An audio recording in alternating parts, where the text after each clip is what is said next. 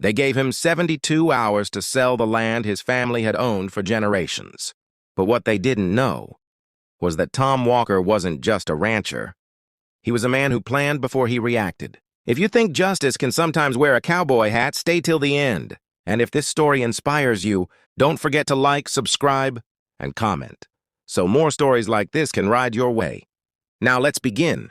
Tom Walker, a 45-year-old ranch owner in southern Texas, had worked every inch of his land with his bare hands. The ranch had been in his family since his grandfather's time. Cows, horses, and wide-open skies. It wasn't just land, it was legacy.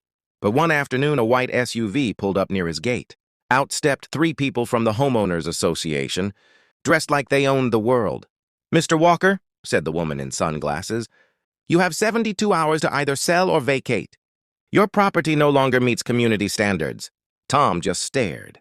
"Community standards?" he said quietly. "Yes," she replied coldly.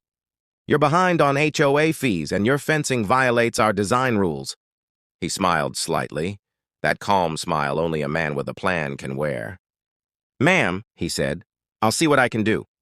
That night, Tom barely slept. He walked through his barn, touched the old wooden posts his father had built, and whispered, "They want my land? Let's see how bad they want it." By morning, he'd already spoken to his lawyer.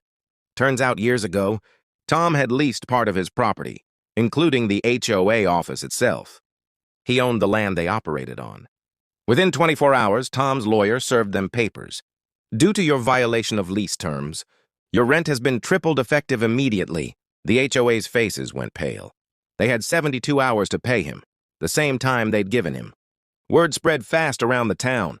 Neighbors came by to shake his hand. Reporters called it the rancher's revenge. Tom just called it business. When the HOA tried to fight back, they found out Tom had already filed ownership proof and locked the deal. They couldn't touch his land, legally or otherwise. Days later, the same white SUV came back. But this time, the woman's sunglasses hid defeat, not arrogance.